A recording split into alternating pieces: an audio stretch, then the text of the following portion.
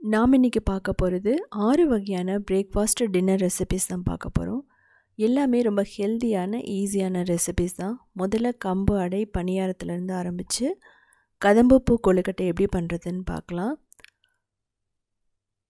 உங்களுக்கு ரொம்ப சாஃப்டாகவும் ஸ்பாஞ்சியாகவும் இருக்கும். குழந்தைகளுக்கு ஸ்நாக்ஸாக கூட நீங்கள் கொடுத்து விடலாம் இதெல்லாம். அதுக்கப்புறம் டாமினோ ஸ்டைலில் ரொம்ப ஸ்பாஞ்சியான ஒரு கார்லிக் பிரெட். இது குழந்தைகளுக்கு ஈவினிங் ஸ்நாக்ஸாக கொடுக்கலாம். டீக்கு காஃபிக்கு ரொம்ப பர்ஃபெக்டாக இருக்கும். இதுக்கப்புறமா ரொம்ப ஹெல்த்தியான கொங்குநாடு கிராமத்தில் பண்ணுற ராகி கொழுக்கட்டை. நல்லா சாஃப்டாக இருக்கும், ஸ்பாஞ்சியாகவும் இருக்கும். இதுக்கப்புறமா கேரட் ரவா இட்லி. ஸோ ஒரு வெயிட் லாஸ் பிரேக்ஃபாஸ்ட்டுன்னு சொல்லலாம். ஆயில் எல்லாமே பார்த்திங்க அப்படின்னா ரொம்ப குறைவாக தான் போட்டிருப்போம். இது 3-4 மணி நேரத்துக்கு அப்படியே பஞ்சு போல் இருக்கும். இதுக்கப்புறமா ராகி ஜவர்சி இட்லி எப்படி பண்ணுறதுன்னு பார்க்கலாம். இதுவும் ஸ்பாஞ்சியாக இருக்கும். இதுக்கெல்லாம் முதல்ல கம்பு அடை அவியல் பணியாரம் எப்படி பண்ணுறதுன்னு பார்க்கலாம். இதோடவே சேர்த்து நம்ம பணியாரம் எப்படி பண்ணுறதுன்னு பார்க்கலாம். ரொம்ப ப்ரோட்டீன் அதிகமாக உள்ள பிரேக்ஃபாஸ்ட்டுன்னு சொல்லலாம். போன் ஸ்ட்ரென்த்தாக இருக்கட்டும், குழந்தைகளுக்கு நல்ல எனர்ஜி வேணும் அப்படின்னா இந்த பிரேக்ஃபாஸ்ட் ரொம்ப இம்பார்ட்டண்ட். இதுக்கு பார்த்தீங்க அப்படின்னா 1 கப் கம்பு எடுத்துக்கிறோம். நான் கிராம்பு போட்டு வச்சுருக்கேன். ஏன் அப்படின்னா கெட்டு போகாமல் இருக்கிறதுக்காக. துவரம்பருப்பு ஒரு 1/4 கப் எடுத்துக்கலாம். இதுக்கப்புறமா பாசிப்பருப்பு 1/4 கப், கடலைப்பருப்பு 1/4 கப், உளுந்து ஒரு 3 டேபிள் ஸ்பூன், வரமிளகாய் நல்லா வாஷ் பண்ணிவிடுங்க. கிட்டத்தட்ட 3-4 தடவை நல்லா வாஷ் பண்ணிடணும். அதுக்கப்புறம் தான் நம்ம ஊற வைக்க போகிறோம். கிட்டத்தட்ட 8 மணி நேரம் இல்லை அப்படின்னா ஓவர் நைட் நம்ம ஊற வச்சிடணும். நீங்கள் நைட் ஊற வச்சிங்க அப்படின்னா காலையில் அரைச்சிட்டு இன்ஸ்டண்ட்டாக பண்ணலாம். இல்லைனா 3 மணி நேரம் புளிக்க விட்டுட்டு ஃப்ரிட்ஜில் வச்சிட்டிங்கன்னா அடுத்த நாள் கூட நீங்கள் யூஸ் பண்ணலாம். ஸோ 8 மணி நேரத்துக்கு அப்புறமா பாருங்கள் நல்லா ஊறிடுச்சு. தண்ணியை கம்ப்ளீட்டாக வடித்ததுக்கப்புறம் ஜீரகம், பூண்டு, அதுக்கப்புறம் கருவேப்பிலை, உப்பு தேவையான அளவு போட்டுக்கலாம். பெருங்காயம், மஞ்சள் தூள் பிடிக்கிறவங்க மஞ்சள் தூள் கூட போட்டுக்கலாம். இதை கிரைண்டர்லேயோ மிக்சிலேயோ போட்டு ஃபைனாக அரைச்சிக்கணும். அடைங்கிறது 2 விதமாக பண்ணுவாங்க. ஒன்று கரகரப்பாக திக்காக இருக்கும், இன்னொன்று ஃபைனாக இருக்கும், தோசை மாதிரி இருக்கும். நான் கொஞ்சம் ஃபைனாக இருக்கிற மாதிரி தான் அரைக்க போகிறேன், ஏன்னா கம்பு சேர்ந்துருக்கிறதுனால. ஸோ குழந்தைகளுக்கு இப்படி கொடுக்கும்போது சீக்கிரமாக ஜீரணமாகும். இப்போ ஒரு பவுலுக்கு ட்ரான்ஸ்ஃபர் பண்ணிடலாம். இதே மாதிரி மீதி இருக்கிற கம்பையெல்லாம் போட்டு நம்ம அரைச்சிட்டு நல்லா மிக்ஸ் பண்ணிவிடுங்க. தேவையான அளவு உப்பு போட்டுக்கலாம். இதை மூடி நம்ம ஃபெர்மெண்டேஷனுக்கு விட்டுறலாம், அதாவது புளிக்க வைக்கணும். இதை புளிக்க வைக்காமையும் பண்ணலாம். ஸோ நீங்கள் உங்களுக்கு எப்படி வேணும்னு சொல்லிட்டு நீங்கள் பார்த்துக்குங்க. 3 மணி நேரம் விட்டுருங்க. இப்போ அவியலுக்கு கேரட், பீன்ஸு, அதுக்கப்புறம் உருளைக்கிழங்கு தண்ணி ஊற்றி நல்லா பாயில் பண்ணணும். அதாவது இது சாஃப்டாக வரைக்கும் வேக வைக்கணும். இதுலேயே உப்பு, மஞ்சள் தூள், கொஞ்சம் மிளகாய் தூள் போட்டுக்கலாம். ஸோ இந்த அவியலில் பார்த்தீங்கன்னா நீங்கள் எந்த வெஜிடபிள் வேணாலும் போடலாம். வாழைக்காயெல்லாம் கூட போட்டுக்கலாம். இப்போ அரைக்கிறதுக்கு இஞ்சி, பச்சை மிளகாய், தேங்காய், அப்புறம் அரிசி மாவு, ஒரு 2 டேபிள் ஸ்பூன் தயிர் போட்டு நல்லா ஃபைனாக அரைச்சிக்கலாம். 1 டேபிள் ஸ்பூன் ஜீரகம் போட்டு அரைச்சிக்கோங்க. ஸோ இப்போ நமக்கு பர்ஃபெக்டாக ரெடி ஆகிடுச்சு. நம்ம அவியலில் நம்ம ஊற்றிடலாம். முதல்ல இது வெந்துருச்சான்னு பார்த்துக்குங்க. வெந்திருந்ததுன்னா நமக்கு ஈஸியாக இருக்கும். இதுலேயே அவியல்லே நீங்கள் முருங்கைக்கீரை கூட முருங்கைக்காய் போட்டுக்கலாம், அதுவுமே நல்லாயிருக்கும். இப்போ நம்ம அரைச்சி வச்சு ஊற்றுறோம். ஊற்றிட்டு இதுக்கு தேவையான அளவு தண்ணி ஊற்றுறோம். இது பார்த்திங்க அப்படின்னா கொஞ்சம் திக்காகும், ஏன்னா நம்ம அரிசி மாவு போட்டிருக்கிறதுனால. நம்ம தயிர் எதுக்காக ஊற்றுறோன்னா இந்த அவியலில் லைட்டாக புளிப்புத்தன்மை வரும், கொஞ்சம் மைல்டாக தான், உங்களுக்கு தெரியாது. ஸோ அது நல்ல ஒரு டேஸ்ட்டை என்ஹான்ஸ் பண்ணி கொடுக்கும் தயிர் அப்படிங்கிறது. தயிர் எல்லாத்தையும் மிக்ஸ் பண்ணி போடும்போது அது திரிவெல்லாம் தெரியாது. இதில் தேவைப்பட்டால் நீங்கள் முருங்கைக்காய் போட்டுக்கலாம். நான் சொன்ன மாதிரி கத்திரிக்காய், முருங்கைக்காய், உங்கள்கிட்ட எந்த வெஜிடபிள் இருந்தாலும் போட்டுக்கலாம். ரொம்ப நல்லாயிருக்கும். இப்போ இது தாளித்து நம்ம கொட்டணும். அதுக்கு நம்ம தேங்காய் எண்ணெய் தான் யூஸ் பண்ண போகிறோம். கடுகும், ஜீரகம், கருவேப்பிலை, நீங்கள் வரமிளகாய், பச்சை மிளகாய் எது வேணாலும் போட்டுக்கலாம். பெருங்காயம் கொஞ்சம் போட்டுட்டிங்க அப்படின்னா நமக்கு பர்ஃபெக்டாக ரெடி ஆகிடும். இவ்வளோ தான் தாளிப்பு அப்படிங்கிறது. தேங்காய் எண்ணெய் ரொம்ப பிடிக்கிறவங்க 3 டேபிள் ஸ்பூன் கூட நீங்கள் போட்டுக்கலாம். நீங்கள் போட்டதுக்கப்புறமா மிக்ஸ் பண்ணிவிடுங்க. அப்புறம் ஆஃப் பண்ணிடலாம். இதுக்கு பார்த்திங்கன்னா கொத்தமல்லி தலையில் நம்ம போட மாட்டோம். விருப்பப்படுறவங்க கொத்தமல்லி தழை கூட நீங்கள் போட்டுக்கலாம். கொஞ்சம் லெமன் ஜூஸும் புழிஞ்சு விட்டுக்கலாம் ரொம்ப நேரம் இருக்கிற மாதிரி இருந்ததுன்னா. 3 மணி நேரத்துக்கு அப்புறம் நமக்கு அந்த மாவு ரெடி ஆகிடுச்சு, நல்லா புளிச்சிடுச்சு. ஸோ பாருங்கள், இப்போது நம்ம தேவையான அளவு தண்ணி ஊற்றிட்டு தோசை பேட்டர் மாதிரி கொண்டு வந்துடணும். உங்களுக்கு திக்காக ஊற்றுறதுனால நோ ப்ராப்ளம், ஊற்றுங்க நல்லாயிருக்கும். அதுவும் அடை தான். நமக்கு தோசை மாதிரி வேணும் குழந்தைகளுக்கு அப்படிங்கிறதுனால அடை தோசை மாதிரி நம்ம பண்ண போகிறோம். நல்லா சூடான அயன் தவை ரெடி பண்ணிவிட்டு அதில் இம்மீடியட்டாக ஊற்றின உடனே நீங்கள் ஸ்ப்ரெட் பண்ண ஆரம்பிச்சிடணும். மேலே கொஞ்சம் ஆயில் ஊற்றிட்டு மூடி வச்சுருங்க. கிட்டத்தட்ட ஒரு 3 நிமிஷம் இந்த அடை 2 பக்கம் வேகிறதுக்கு நமக்கு டைம் எடுத்துக்கும். இது மேலே உங்களுக்கு டாப்பிங் வேணும் அப்படின்னு நினச்சிங்க அப்படின்னா ரெட் சில்லி சட்னி போட்டு அதுக்கு மேலே உருளைக்கிழங்கு மசாலாவை கூட நீங்கள் நல்லா நீட்டாக தடவி விட்டுட்டீங்க அப்படின்னா மசாலா தோசை மாதிரி ஆகிடும். இல்லை இதுக்கு மேலே வெங்காயம் இட்லி பொடி தூவியும் சாப்பிட்லாம், ரொம்ப சூப்பராக இருக்கும். அப்படிங்கிற பட்சத்தில் நீங்கள் சீஸ் குழந்தைகளுக்கு ரொம்ப பிடிச்சது அதுவும் நீங்கள் போட்டு கொடுக்கலாம். சீஸ் போட்டு கொஞ்சம் பாஸ்தா சீசனிங்கோ பீஸா சீசனிங்கோ ஆட் பண்ணிட்டீங்க அப்படின்னா ரொம்ப பர்ஃபெக்டாக இருக்கும். ஸோ 2வது பாருங்கள், நான் ஊற்றுறேன். இந்த இரும்புக்கல் அப்படிங்கிறது வந்து பார்த்தீங்க அப்படின்னா நல்லா சூடானதுக்கப்புறமா தண்ணியை ஸ்ப்ரிங்கிள் பண்ணிங்க அப்படின்னா நான்ஸ்டிக் மாதிரி ஆகிடும். அதுக்கப்புறம் நீங்கள் ஊற்றுனதுக்கப்புறம் தான் நீங்கள் அடை ஊற்றுனதுக்கப்புறம் தான் நீங்கள் எண்ணெயை ஊற்றணும். எண்ணெய் ஊற்றிட்டு நீங்கள் அடையோ தோசையை ஊற்றும் போது அந்த மாவு சுருண்டு வந்துடும், அந்த ஷேப் வராது. அதே சமயம் நீங்கள் நல்லா ஹை ஹீட்டில் வச்சுட்டு அதுக்கப்புறம் மீடியமில் வச்சுட்டு ஸ்ப்ரெட் பண்ணுங்கள். ரொம்ப ஹையில் வச்சாலும் மாவு சுருண்டு போயிடும். இதை திருப்பி போட்டு ஒரு நிமிஷம் நீங்கள் குக் பண்ணி ஆகணும். நம்ம தோசைன்னா அப்படி இல்லை, இது வந்து பருப்பெல்லாம் சேர்ந்துருக்கனால இது கண்டிப்பாக வெந்தால் தான் நல்லது. ஸோ பாருங்கள், நமக்கு பர்ஃபெக்டாக ரெடி ஆகிடுச்சு. ஸோ இதுக்கு அடைய வெயிலோடு எடுத்துக்கும்போது ரொம்ப ரொம்ப பர்ஃபெக்டாக இருக்கும். இதுலேயே வந்து பார்த்தீங்க அப்படின்னா நீங்கள் பேன்கேக் மாதிரியும் பண்ணலாம், இல்லை தோக்லா மாதிரியும் நீங்கள் பண்ணி சாப்பிட்லாம், ரொம்ப சூப்பராக இருக்கும். ஒரே மாதிரி அடையே சாப்பிட்றதுக்கு இந்த மாவை பயன்படுத்தி நீங்கள் என்ன வேணாலும் பண்ணலாம். ஆனால் அடைக்கு அவியல் பெஸ்ட்டு காம்பினேஷன். நீங்கள் இல்லைன்னா வெல்லம் நாட்டு சர்க்கரை வச்சு கூட சாப்பிட்லாம். இதோட நாட்டு சர்க்கரையெல்லாம் எடுத்துக்கும் போது நல்லா ஜீரணம் ஆகிடும், அதுக்காக தான் நம்ம எடுத்துக்கிறோம். அது மாதிரி ட்ரை பண்ணி பாருங்கள், ரொம்ப சூப்பரான காம்பினேஷன் அதுவும். ஸோ இதுக்கப்புறமா நம்ம பார்க்க போகிறது இந்த மாவே பயன்படுத்தி நான் செகண்ட் டே அடுத்த நாள் நான் என்ன பண்ணுறேன்னா பணியாரம் மாதிரி ஊற்றுறேன். அதாவது அப்பம் சின்னதாக ரொம்ப சூப்பராக இருக்கும். ஆனால் இந்த பணியாரம் வேகிறதுக்கு ஒரு 5 நிமிஷம் ஆகும். ஏன்னா ஒரு சைடு 2 நிமிஷம், அதுக்கப்புறம் இன்னொரு சைடு ஒரு 3 நிமிஷம் வேகணும். அப்போ தான் உள்ளே இருக்கிற மாவு வேகும். இதுக்கு நான் ஒரே ஒரு டீஸ்பூன் மட்டும்தான் ஆயில் ஊற்றிருக்கேன். உங்களுக்கு பிடிச்சிருந்தா நெய் போட்டுக்கலாம், நெய்யும் ரொம்ப சூப்பராக இருக்கும். இதுலேயே வெங்காயத்தை மேலே பொடி பொடியாக கட் பண்ணி தூவிட்டிங்கன்னா டேஸ்ட் ரொம்ப சூப்பராக இருக்கும். இது வந்து பார்த்திங்கன்னா முழு கம்புலையும் பண்ணலாம், இல்லைனா கம்பு மாவு உளுந்து போட்டு நீங்கள் வந்து பணியாரம் பண்ணலாம். கம்பு மாவு ஊற வச்ச உளுந்து நல்லா அரைச்சிட்டு ஒரு 7 மணி நேரம் விட்டிங்கன்னா நல்லா புளிச்சிடும். அதுக்கப்புறமா அதில் வெங்காயம் பச்சை மிளகாய் கேரட் எல்லாம் போட்டு அப்படியும் பண்ணலாம். இதுக்கப்புறம் பார்க்க போகிறது கேரட் ரவா இட்லி. சிம்பிளான ஸ்பாஞ்சியான கேரட் ரவா இட்லி தேங்காய் சட்னி எப்படி பண்ணுறதுன்னு பார்க்கலாம். இது வந்து பார்த்தீங்க அப்படின்னா நம்ம 10 மினிட்ஸில் பண்ணிடலாம். பிகினர்ஸாக இருக்கட்டும் பேச்சுலராக இருக்கட்டும் இது வந்து ரொம்ப ரொம்ப ஈஸியான ஒரு ரெசிபின்னு சொல்லலாம்.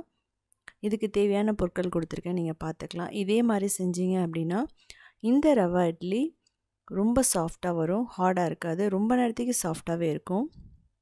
ஸோ உங்களுக்கு உடச்சி காட்டுறேன் இந்த மாதிரி இருக்குன்னு சொல்லிவிட்டு. இதில் நீங்கள் எந்த வெஜிடபிள் வேணாலும் போடலாம். பீட்ரூட் வந்து ரொம்ப நல்லாயிருக்கும் இதுக்கு.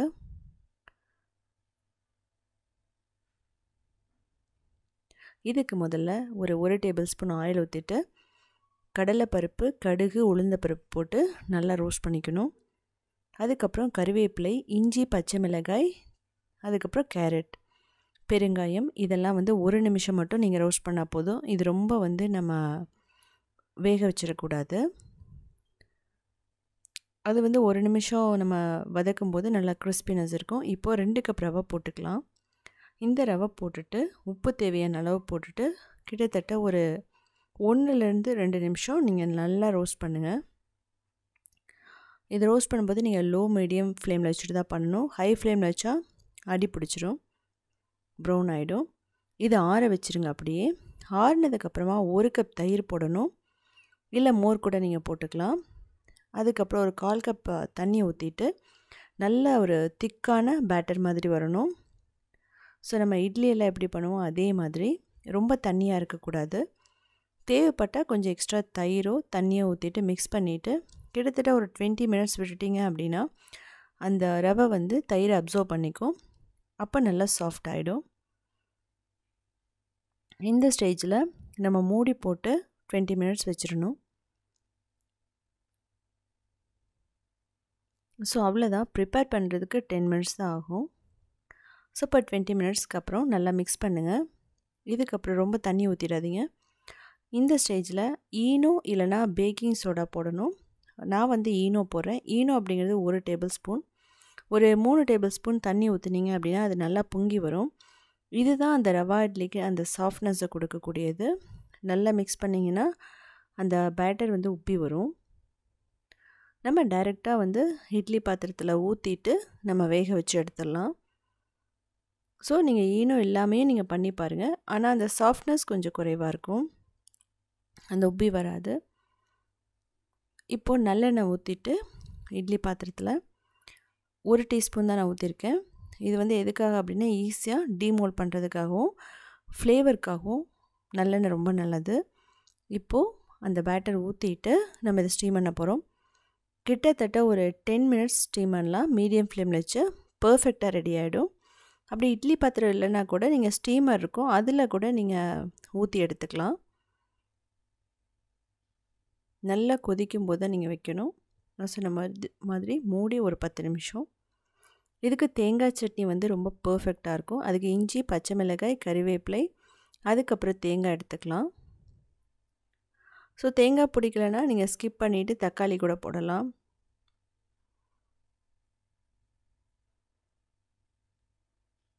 ஸோ தேங்காய் ஒரு 1/4 கப் போட்டு, பொட்டுக்கடலை கொஞ்சம் போட்டு, உப்பு போட்டு, புளி போட்டு அரைச்சிக்கலாம். இப்போ தாளிக்கிறதுக்கு நான் கடுகும் கருவேப்பிலையும் தான் போட போகிறேன். தேவைப்பட்ட பெருங்காயம் உளுந்து கூட நீங்கள் போட்டுக்கலாம். ஸோ பர்ஃபெக்டாக நமக்கு சட்னி ரெடி. இதுக்கப்புறம் இட்லி எப்படி வந்திருக்குன்னு பார்க்கலாம். 10 மினிட்ஸ் ஆகிடுச்சு. ஒரு 5 நிமிஷம் விட்டுட்டு எடுங்க. அப்போ தான் ஈஸியாக ஒட்டாமல் பர்ஃபெக்டாக வரும். உங்களுக்கு பார்த்தீங்கன்னாவே தெரியும் எந்த அளவுக்கு அதனோட சாஃப்ட்னஸ் இருக்குதுன்னு சொல்லிட்டு. நல்லா உப்பி வந்திருக்கு. உங்களுக்கு அந்த பபுள்ஸ் எல்லாம் தெரியும். இது கிட்டத்தட்ட ஒரு 2 மணி நேரம் இருந்தால் கூட உங்களுக்கு அந்த சாஃப்ட்னஸ் அப்படியே இருக்கும். ஸோ செஞ்சு பார்த்துட்டு கமெண்ட் பண்ணுங்கள். இதுலேயே வந்து பார்த்திங்கன்னா இன்னும் ஹெல்த்தியாக வேணும்னா ராகி மாவு போட்டுக்கலாம், கம்பு மாவு, சோள மாவு, திணை மாவு, இதெல்லாம் கூட நீங்கள் அரை கப் ஆட் பண்ணி பண்ணலாம். ஈவன் ஓட்ஸ் கூட ரொம்ப பர்ஃபெக்டாக இருக்கும். நல்லா ஸ்பாஞ்சியாகவும் இருக்கும். எப்போவுமே ஒரே மாதிரி இட்லி தோசைன்னு சாப்பிட்றதுக்கு இது மாதிரி சாப்பிட்லாம். இதுக்கப்புறம் ரொம்ப சிம்பிளான டாமினோ ஸ்டைலில் ரொம்ப ஈஸியான ஒரு பிரேக்ஃபாஸ்ட் ரெசிபி. சிம்பிளான கார்லிக் பிரெட், அது வந்து பார்த்திங்கன்னா நல்லா சீஸியான டாமினோ ஸ்டைலில் பண்ண போகிறோம். இது குழந்தைகளுக்கு ரொம்ப பிடிச்சமானது.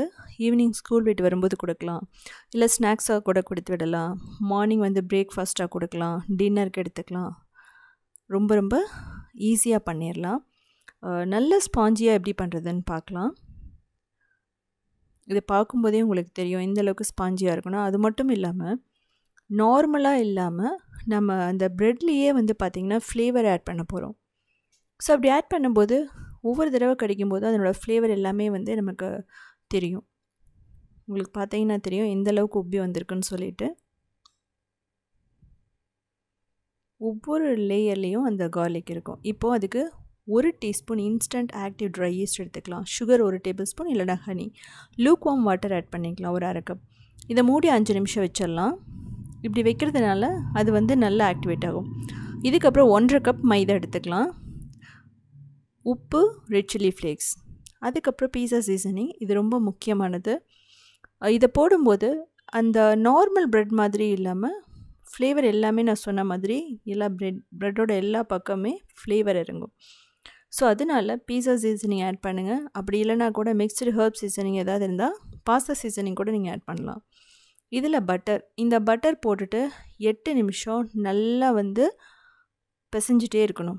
அப்போ தான் வந்து பார்த்தீங்க அப்படின்னா அந்த மைதாலேருந்து க்ளூட்டன் டெவலப் ஆகி ப்ரெட் வந்து ரொம்ப ஸ்மூத்தாக இருக்கும். ஸோ இது மாதிரி பிசைகிறதுக்கு உங்களுக்கு வந்து பார்த்தீங்கன்னா 8 மினிட்ஸ் ஆகும். நல்லா சாஃப்டாக வந்து ஆகிடும். பட்டர் பிடிக்காதவங்க ஆயில் வந்து நீங்கள் ஆட் பண்ணிக்கலாம். எந்த அளவுக்கு சாஃப்டாக இருக்குது பாருங்கள். இப்போ மூடி நம்ம 2 மணி நேரம் விட்டுறலாம், இல்லைனா டபுள் ஆக வரைக்கும். ஃபில்லிங்க்கு சாஃப்டான பட்டர். ஸோ நல்லா மிக்ஸ் பண்ணிக்கோங்க. ஸோ இந்த பட்டர் தான் ஃப்ளேவர் கொடுக்கும். அப்புறம் ரெட் சில்லி ஃப்ளேக்ஸ் ரொம்ப ரொம்ப முக்கியம். பூண்டு, கொத்தமல்லியெல்லாம் ஃபைனாக சாப் பண்ணது, பீஸா சீசனிங் ஒரு டேபிள் ஸ்பூன். நான் நெய் கொஞ்சம் ஆட் பண்ணுறேன், இது ஆப்ஷனல் தான். உப்பு கொஞ்சம் ஆட் பண்ணி இதை நல்லா மிக்ஸ் பண்ணி வச்சிடலாம். இதுதான் வந்து ஃபில்லிங்க்கு நமக்கு பர்ஃபெக்டான ஒரு ஃப்ளேவரை கொடுக்கும். தேவைப்பட்டால் நீங்கள் சின்ன சின்னதாக பன்னீர் கூட க்யூபாக கட் பண்ணி போட்டுக்கலாம். இப்போது 2 மணி நேரம் ஆயிடுச்சு, நல்லா உப்பிடுச்சு. பார்த்திங்கனாவே தெரியும் அந்த பபிள்ஸ் எல்லாம் ஃபார்ம் ஆகிருக்கு. நம்ம அதை அடிக்கும் போதே தெரியும். நல்லா ஈஸ்ட் வந்து ஆக்டிவேட் ஆகிடுச்சு. நம்ம 1.5 கப் தான் போட்டதுனால மாவு கொஞ்சம் தான் இருக்கும். இது வந்து ஒரு ஃபேமிலி அப்படிங்கும்போது ஒரு 4 பேர்த்துக்கு ரொம்ப ரொம்ப பர்ஃபெக்டாக இருக்கும். இப்போது மாவு தூவிக்கலாம். மாவு தூவிட்டு இந்த டோ வச்சுட்டு நம்ம என்ன பண்ணலான்னா நல்லா திக்கான ஷீட் மாதிரி பண்ணிக்கலாம். எப்போ போல் நம்ம ப்ரெட்டுக்கு எப்படி பண்ணுவோமோ அதே மாதிரி. ரொம்ப தின்னாக பண்ணிடாதீங்க. ஸோ நீங்கள் நல்லா கிறிஸ்பியாக வேணும்னா நீங்கள் தின்னாக பண்ணலாம், ஒன்றும் பிரச்சனை இல்லை.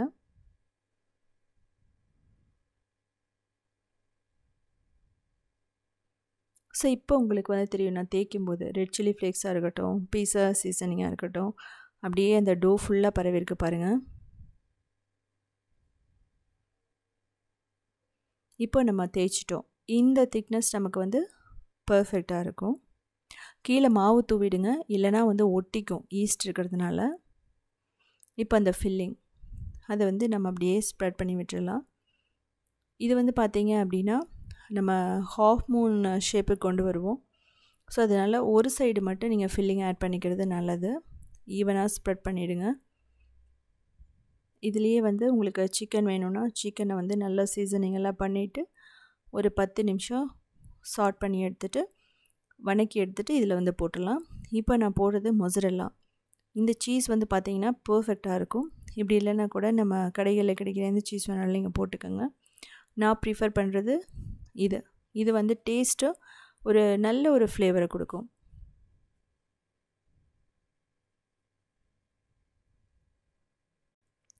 குழந்தைகளுக்கு எவ்வளோ பிடிக்குதோ அவ்வளோ சீஸ் நீங்கள் போட்டுக்கலாம். சீஸ் சாப்பிட்றதுனால குழந்தைகளுக்கு நல்லது கூட. இப்போ பாருங்கள், இதை நான் க்ளோஸ் பண்ணுறேன். ரொம்ப முக்கியமானது, இதை க்ளோஸ் பண்ணிவிட்டு எட்ஜஸ் எல்லாம் சீல் பண்ணிவிடணும். இல்லை அப்படின்னா நமக்கு பிரிஞ்சு வந்துடும். ஸோ நான் முதல்ல பண்ணும்போது எட்ஜஸை வந்து லைட்டாக க்ளோஸ் பண்ணும்போது லைட்டாக பிரிஞ்சு வந்தது. ஸோ அதனால் நீங்கள் டைட்டாக க்ளோஸ் பண்ணி ஆகணும். ஓப்பன் ஆகி உள்ளே இருக்க சீஸ் எல்லாம் வெளியே வர ஆரம்பிக்கும். அதனால தான் நம்ம அப்படி சொல்கிறோம். ஸோ பாருங்கள், இதை அப்படியே எடுத்து க்ரீஸ் பண்ண பிளேட்டில் வைக்க போகிறோம். இந்த பிளேட்டை வந்து நான் கொஞ்சம் ஆயிலும் மைதாவும் ஸ்ப்ரிங்கிள் பண்ணி நல்லா வந்து க்ரீஸ் பண்ணி ரெடி பண்ணி வச்சுருக்கேன். அப்படி இல்லைனா கூட இது மேலே ஒரு பேக்கிங் ஷீட் கூட நீங்கள் போட்டுக்கலாம். இப்போது நெய்யோ பாலோ இல்லை எக் வாஷோ பண்ணிவிட்டு மேலே நல்லா க்ரீஸ் பண்ணிவிட்டு இது மாதிரி கத்தியை திருப்பி வச்சு நீங்கள் வந்து ஷேப் பண்ணிவிடுங்க. ஸோ இது பண்ணுறதுனால என்னென்னா நம்ம ப்ரெட் ஸ்டிக்ஸாக கட் பண்ணும்போது ஈஸியாக இருக்கும், பார்க்குறதுக்கும் நல்லாயிருக்கும். ரொம்ப டீப்பாக கட் பண்ண வேணாம், மீடியமாக நீங்கள் வந்து ஷேப் பண்ணிவிடுங்க. இதை வந்து திரும்ப ரைஸ் பண்ணணும்னு அவசியம் இல்லை. இது ப்ரீஹீட் பண்ண அவனில் வைக்க போகிறோம். அவன் இல்லைனா ஓடிஜியை 10 மினிட்ஸ் 250 டிகிரியில் ப்ரீஹீட் பண்ணுங்கள். அதுக்கப்புறம் 45 மினிட்ஸ் 180 டிகிரியில் பேக் பண்ணணும். கடாய் ப்ரெஷர் குக்கர்னால் 10 மினிட்ஸ் இல்லைனா 5 மினிட்ஸ் மீடியம் ஃப்ளேமில் ப்ரீஹீட் பண்ணிவிட்டு 45 மினிட்ஸ் மீடியமில் வச்சிங்க அப்படின்னா பர்ஃபெக்டாக இந்த ப்ரெட் வந்து பேக் ஆகிடும். இப்போ பார்த்தீங்கன்னாவே தெரியும் நம்மளுக்கு நல்லா உப்பி வருது. நான் இடையில வந்து கொஞ்சம் ஷைனிங்காக இருக்கணுங்கிறக்காக லைட்டாக பட்டரோ நெய்யோ தடவுறேன். ஸோ நீங்கள் இது வந்து ஆப்ஷனல் தான், நீங்கள் கடைசி எடுத்து கூட நீங்கள் பண்ணலாம். பட் நான் வந்து பார்த்தீங்க அப்படின்னா இடையில ஒரு தடவை எடுத்துகிட்டு திரும்ப வந்து செட்டிங் வந்து பண்ணிவிட்டு அப்படியே ஒரு 45 மினிட்ஸ் விட்டுட்டேன். எனக்கு நல்லா ப்ரௌன் ஆகணும்னு தோணுச்சு. ஸோ அதனால் அந்த மாதிரி விட்டுட்டேன். நல்லா மேலே கிறிஸ்பியாக உள்ளே ஸ்பாஞ்சியாக இருந்துச்சு. இப்போ நமக்கு பர்ஃபெக்டாக ரெடி ஆகிடுச்சு. இதை வந்து நம்ம கொஞ்சம் ஆற விட்டுட்டு சாப்பிட்டோம்னா நல்லாயிருக்கும். ஏன்னா ரொம்ப சூடாக இருக்கும். திரும்ப கொஞ்சம் மட்டும் லைட்டாக மேலே ஷைனிங்காக க்ரீஸ் பண்ணிவிடுங்க. நெய் இருந்ததுனாவோ இல்லை பட்டர் இருந்ததுனாவோ. இது வந்து பண்ணுறது நான் வீடியோக்காக. மற்றபடி நீங்கள் நார்மலாகவும் நீங்கள் பண்ணி கொடுக்கும்போது கொஞ்சம் எக்ஸ்ட்ரா ஃப்ளேவர் கிடைக்கும். இது பார்த்தீங்கன்னா தெரியும், நல்லா அப்படியே உப்பிடுச்சு. அவனில் வச்சோடனே அதிகமாகவே உப்பிடுச்சு எனக்கு. உங்களுக்கு வந்து பார்த்தீங்கன்னா தெரியும். நான் உங்களுக்கு செக் பண்ணி காட்டுறேன் எந்த அளவுக்கு ஸ்பாஞ்சியாக இருக்குன்னு. அப்படியே நம்ம அமுத்தும் போது அப்படியே மேலே வரும் உடனே. ஸோ நம்ம கட் பண்ணிவிட்டு சாஸ் வச்சு சாப்பிட்லாம். சில்லி சாஸ், டொமேட்டோ சாஸ் வச்சு சாப்பிடும்போது ரொம்ப ரொம்ப ரொம்ப சூப்பராக இருக்கும். இது வந்து பார்த்தீங்க அப்படின்னா குழந்தைகளுக்கு ரொம்ப பிடிக்கும். யூஸ்வலாக குழந்தைகளுக்கு இட்லி, தோசை, உப்புமா இப்படி வந்து எல்லாமே வந்து போர் அடிச்சிடும். அப்போ வந்து பார்த்திங்கன்னா ஏதாவது டிஃப்ரெண்ட்டாக செஞ்சு கொடுக்க சொல்லுவாங்க. அப்போது இது மாதிரி செஞ்சு கொடுக்கும்போது ரொம்ப விரும்பி சாப்பிடுவாங்க. இது ஓடிஜி அவனில் தான் பண்ணணும்னு அவசியம் இல்லை. கடாயில், ப்ரெஷர் குக்கரில் கூட பண்ணலாம். கூடி சீக்கிரம் அந்த வீடியோ போடுறேன். அது மட்டும் இல்லாமல் இது வந்து பார்த்திங்கன்னா ஒரு 10 மினிட்ஸ் கடாயை வந்து ப்ரீஹீட் பண்ணிவிட்டு மீடியம் ஃப்ளேமில் கிட்டத்தட்ட ஒரு 40 மினிட்ஸ் மீடியம் ஃப்ளேம்லேயே வந்து நீங்கள் குக் பண்ணிங்கன்னா இதையே கடாயில் வச்சு ரொம்ப ரொம்ப ஈஸியாக வந்துடும். ஸோ அவன் ஓடிஜி தான் இருக்கணும்னு அவசியம் இல்லை. நீங்கள் கவலைப்பட வேணாம். அப்படி செஞ்சு பாருங்கள், டெஃபினட்டாக பர்ஃபெக்டாக வரும். இதுக்கப்புறம் ரொம்ப ரொம்ப ஹெல்த்தியான ஒரு கதம்பப்பூ கொழுக்கட்டை. பர்ஃபெக்டான பிரேக்ஃபாஸ்ட்டுன்னு சொல்லலாம். வெயிட் லாஸ்க்கு ரொம்ப பர்ஃபெக்டாக இருக்கும். இது வந்து பார்த்திங்கன்னா கதம்ப ஃப்ளவர் ஷேப்பில் இருக்கும். குழந்தைகளுக்கு ரொம்ப ரொம்ப பிடிச்சமானது. குழந்தைங்க ஈவினிங் ஸ்கூல் விட்டு வரும்போது கொடுக்கலாம். இல்லை மார்னிங் பிரேக்ஃபாஸ்ட்டாக, டின்னராக கூட சாப்பிட்லாம். ஸோ எந்த அளவுக்கு ஸ்பாஞ்சியாக இருக்குன்னு பாருங்கள். இது கிட்டத்தட்ட ஒரு டே ஃபுல்லாக வச்சுருந்தா கூட உங்களுக்கு அந்த ஸ்பாஞ்சினஸ் போகாது, ஹார்ட் ஆகாது. அதுவும் இன்ஸ்டண்ட்டாக தான் பண்ண போகிறோம். முதல்ல ஒரு 1/4 கப் பாசுமதி அரிசி எடுத்துகிட்டு நல்லா வாஷ் பண்ணிக்கலாம் ஒரு 2லேருந்து 3 தடவை.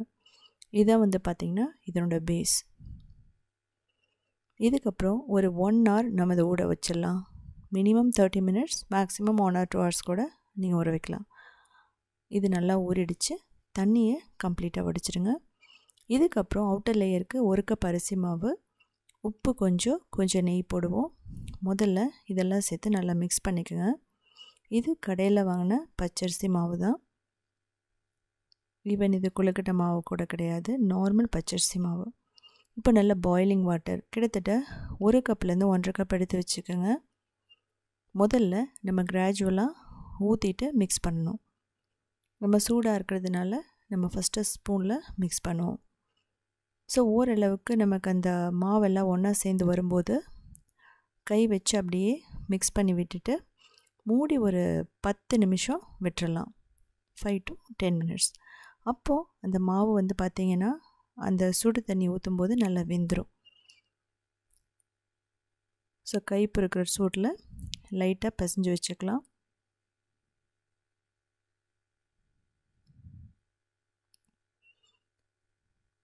இதில் நம்ம மூடி போட்டு வச்சுருங்க. இல்லைன்னா என்னாகும் அப்படின்னா இது ட்ரை ஆயிரும். இதுக்கப்புறமா பூர்ணத்துக்கு வெல்லம், தேங்காய், 1/2 கப் வெல்லமும் 1 கப் தேங்காயும் எடுத்துக்கலாம். ஏலக்காய், கொஞ்சம் நெய் போட்டு திக்காக வர வரைக்கும் இதை நல்லா மிக்ஸ் பண்ணுங்கள் மீடியம் ஃப்ளேமில் வச்சுட்டு.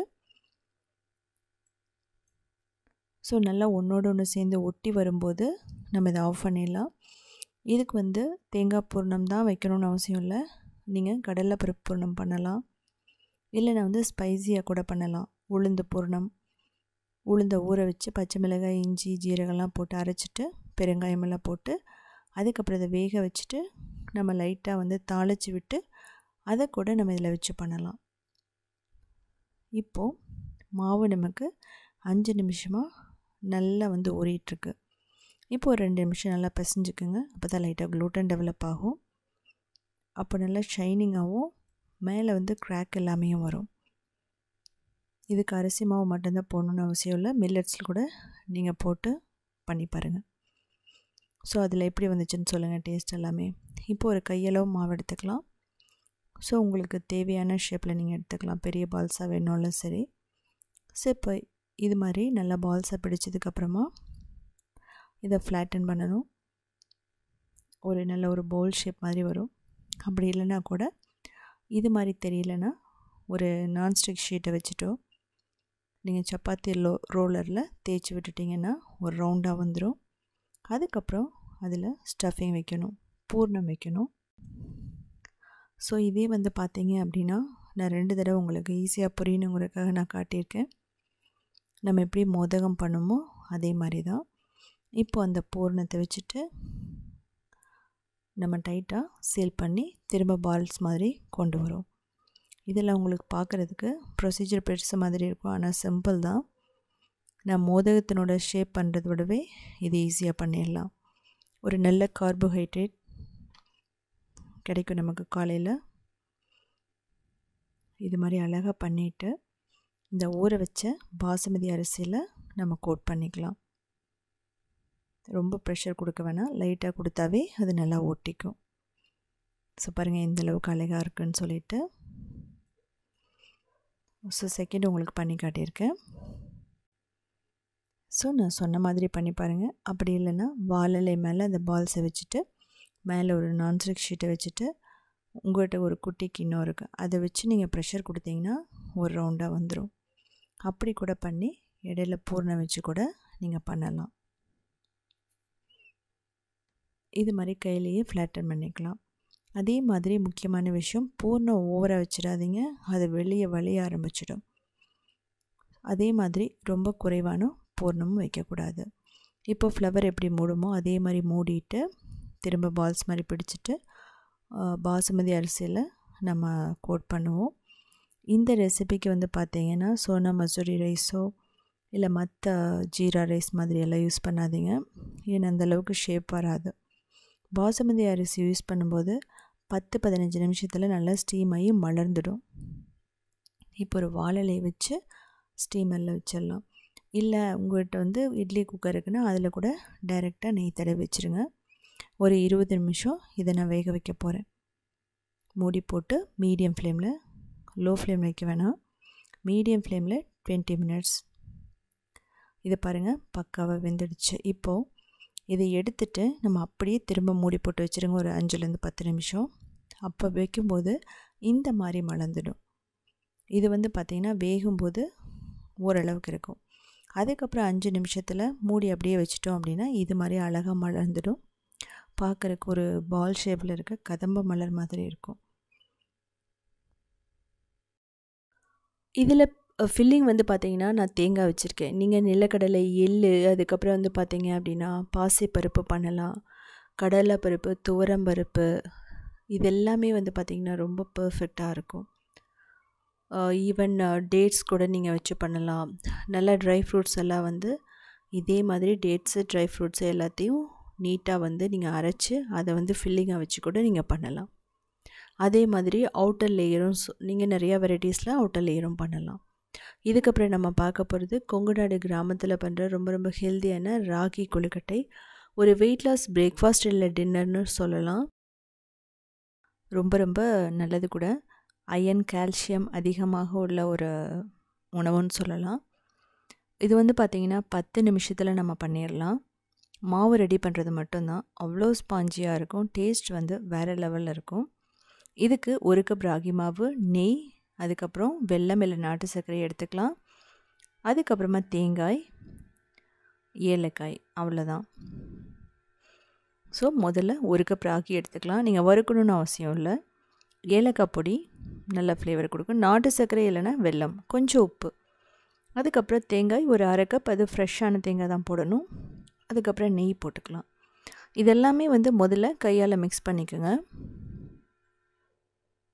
ஸோ அப்படி மிக்ஸ் பண்ணும்போது அந்த தேங்காயில் இருக்கிற ஈரப்பதமும் அதுக்கப்புறம் அந்த நாட்டு சர்க்கரை வெல்லத்தில் இருக்கிற ஈரப்பதமே வந்து பார்த்திங்க அப்படின்னா ராகி மாவுக்கு வந்து ஒரு நல்ல ஒரு பிடிக்கிற கன்சிஸ்டன்சியை கொடுத்துரும். ஸோ அதனால் நீங்கள் ரொம்ப தண்ணி ஊற்றக்கூடாது.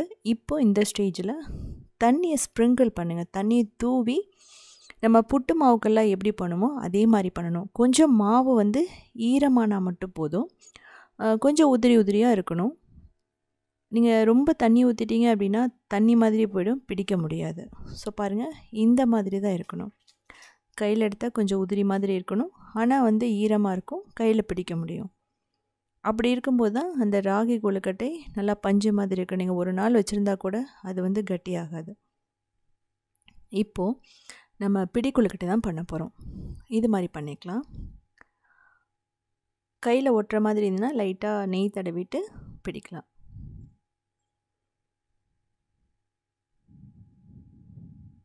இதுலேயே நீங்கள் தேவைப்பட்டால் ரோஸ்ட் பண்ண பீனட்ஸ், நிலக்கடலையை கொஞ்சம் வறுத்து போட்டுக்கலாம். இல்லை வந்து முந்திரி, திராட்சை அது கூட நீங்கள் போட்டுக்கலாம், ஒன்றும் பிரச்சனை இல்லை. பட் இது வந்து கிளாசிக்காக ட்ரெடிஷ்னலாக பண்ணுறது இவ்வளோ தான் போடுவாங்க கொங்குநாடு கிராமத்தில். இப்போ இதை வந்து இட்லி பாத்திரத்தில் வச்சுட்டு ஒரு 8லேருந்து 10 நிமிஷம் போதும், அதுக்கு மேலே வேக வேணாம். ஸோ பர்ஃபெக்டாக வெந்துடும். 10 நிமிஷத்துக்கு அப்புறம் எடுத்து பார்க்கலாம். நம்ம இந்த வறுத்து அரைக்காமல் இன்ஸ்டண்ட்டாக பண்ணக்கூடியது. ஒரு 2 நிமிஷம் மாவு ரெடி பண்ண, இது வேகிறதுக்கு 10 நிமிஷம் அவ்வளோதான். ஸோ இது வந்து பார்த்திங்கன்னா ஈவினிங் ஸ்நாக்ஸாக கொடுக்கலாம், குழந்தைகளுக்கு ஸ்கூலுக்கு கொடுத்து விடலாம். அது மட்டும் இல்லாமல் டீ காஃபிக்கு கூட நீங்கள் இதை எடுத்துக்கலாம். ரொம்ப சூப்பராக இருக்கும், சாக்லேட் மாதிரி இருக்கும் சொல்லப்போனால். இதுக்கப்புறம் நம்ம பார்க்க போகிறது ரொம்ப ஒரு யூனிக்கான ரெசிபின்னு சொல்லலாம். இது க்ரியேட்டிவ் வேர்ல்டை நான் ஏற்கனவே போட்டிருக்கேன். ஒரு ஸ்பாஞ்சியான ராகி, ரவா, அது ஜவ்வரிசி இது எல்லாத்தையுமே மிக்ஸ் பண்ணி பண்ணுற ஒரு ஹெல்த்தியான வெயிட் லாஸ்ட் பிரேக்ஃபாஸ்ட் இல்லை டின்னர்னு சொல்லலாம். காலை இல்லைனா இரவு உணவுன்னு சொல்லலாம். இதுக்கு ரவை வந்து அரைக்கப்படுத்திக்கலாம், ராகி மாவு அரைக்கப்படுத்திக்கலாம். இதுக்கப்புறமா ஜவ்வரிசி, சின்ன ஜவ்வரிசி எடுத்துக்கலாம். உப்பு தேவையான அளவு போட்டு, தயிர் ஒரு 3/4 கப் போட்டுக்கலாம். 1 கப் கூட நீங்கள் போடலாம். அதுக்கப்புறம் தண்ணி 1/2 கப் போட்டுருங்க. இது வந்து நல்லா மிக்ஸ் பண்ணுங்கள். கிட்டத்தட்ட ஒரு தோசை மாவு மாதிரி வரணும். இதில் வந்து கட்டியே இல்லாமல் நீங்கள் ஃபஸ்ட்டு கரைச்சி எடுத்துகிட்டு ஒரு 5 நிமிஷத்துலேருந்து 10 நிமிஷம் நீங்கள் வச்சிங்கன்னா அந்த ஜவ்வரிசியும் அந்த ரவையும் நல்லா ஊறிடும். ஸோ மேக்ஸிமம் நீங்கள் வந்து 1 hour வச்சுருக்கலாம். இல்லை என்ன பண்ணலான்னா நைட்டே நீங்கள் எல்லாம் ரெடி பண்ணி நீங்கள் வச்சுட்டிங்கன்னா கூட காலையில் ஈஸியாக பண்ணிடலாம். இப்போ இதை வந்து தாளித்து சீசனிங் பண்ணணும். அதுக்கு வந்து பார்த்திங்கன்னா கடுகு, கடலைப்பருப்பு, உளுத்தம்பருப்பு, முந்திரி கூட நீங்கள் போட்டுக்கலாம். நிலக்கடலை, முந்திரி, எள்ளு எல்லாமே. அதுக்கப்புறம் இஞ்சி, பச்சை மிளகாய், கறிவேப்பிலை, கொத்தமல்லி, பெருங்காயம் இதுவும் போட்டுக்கலாம். தேவைப்பட்டால் கேரட், கேப்சிகம், பீன்ஸ் கூட நீங்கள் போட்டு பண்ணலாம். தேங்காய் ஒரு 1/2 கப் கூட போட்டுக்கலாம். ஸோ இப்போது 15 நிமிஷத்துக்கு அப்புறம் பார்த்திங்கன்னா நல்லா அப்சர்வ் பண்ணிடுச்சு அந்த தயிர் எல்லாத்தையுமே. இதில் தாளித்து வச்சதை நம்ம போட்டுக்கலாம். நல்லா மிக்ஸ் பண்ணுங்கள். தேவைப்பட்டால் எக்ஸ்ட்ரா கொஞ்சம் தண்ணி வேணும்னா ஊற்றிக்குங்க. இதே வந்து பார்த்திங்கன்னா ரொம்ப பர்ஃபெக்டாக தான் இருக்கும். இப்போ ஈனோ இல்லை அப்படின்னா பேக்கிங் சோடா, ஏன்னா இன்ஸ்டண்ட்டாக பண்ணுறோம். இதெல்லாம் போடும்போது உங்களுக்கு நல்லா ஸ்பாஞ்சியாக வரும், கொஞ்சம் சாப்பிட்றதுக்கு நல்லாயிருக்கும். இன்கேஸ் இதெல்லாம் பிடிக்கல, எனக்கு வந்து கொஞ்சம் ஸ்பாஞ்சினஸ் எல்லாம் வேணான்னா நீங்கள் ஸ்கிப் பண்ணிவிட்டு கூட பண்ணலாம் சிம்பிளாக. இப்போது நம்ம வந்து நல்லெண்ணெய் ஊற்றி தடவிக்கலாம். எப்போவுமே இட்லி எல்லாம் பண்ணும்போது நார்மல் ஆயில் விட நல்லெண்ணெய் ஊற்றி நம்ம க்ரீஸ் பண்ணும்போது தடவி விடும்போது ரொம்ப அந்த ஃப்ளேவர் நல்லா வரும். இப்போது மாவு ஊற்றிக்கலாம். இதுக்கப்புறம் நம்ம இட்லி பாத்திரத்தில் வைக்க போகிறோம். கிட்டத்தட்ட ஒரு 10 நிமிஷம் மீடியம் ஃப்ளேமில் வச்சிங்கனாவே பர்ஃபெக்டாக ரெடி ஆகிடும். மேக்ஸிமம் 15 நிமிஷம் அவ்வளோதான். ரொம்ப சாஃப்டாக ஸ்பாஞ்சியாக ரெடி ஆகிடும். இதே மாதிரி நிறைய ரெசிபிஸ் வேணும் அப்படின்னா நீங்கள் உத்தமி கிச்சனை ஃபாலோ பண்ணலாம். க்ரியேட்டிவ் வேர்ல்டு இன்னொரு சேனல் இருக்குது, அதுலேயுமே 1900 ரெசிபிஸ் இருக்குது. இதுக்கு வந்து பார்த்தீங்க அப்படின்னா நான் சட்னி செய்ய போகிறேன். உங்களுக்கே தெரியும், இதுக்கு வந்து தேங்காய் சட்னி ரொம்ப சூப்பராக இருக்கும். ஸோ இதே மாதிரி பண்ணி பாருங்கள். நல்ல ரோட் சைடு மாதிரி இருக்கும். இதுக்கு சீசனிங் பண்ணணும்னு அவசியமே இல்லை. இதில் வந்து பார்த்திங்கன்னா நாங்கள் யூடியூப் சேனல் மட்டும் இல்லாமல் சவுத் இண்டியன் foods.inங்கிற வெப்சைட்டையுமே வந்து 14 இயர்ஸாக ரன் பண்ணுறோம். கிட்டத்தட்ட 8000 ரெசிபிஸ் இருக்குது. நீங்கள் போய் பார்த்தீங்கன்னா தெரியும். எல்லாமே ஸ்டெப் பை ஸ்டெப் ஃபோட்டோஸோடு இருக்கும். இப்போ பாருங்கள், நான் இட்லி ஒரு 5 நிமிஷம் கழித்து எடுக்கிற. ஸ்டீம் ஆனதுக்கப்புறம் ஒரு 2 நிமிஷம் விட்டுட்டு, ஸோ ரொம்ப பர்ஃபெக்டாக ரொம்ப ஸ்பாஞ்சினஸோடு இருக்குது. ஈவன் நீங்கள் வந்து 2 மணி நேரம் கழித்து சாப்பிட்டிங்கன்னா கூட அது அப்படியே தான் இருக்கும்.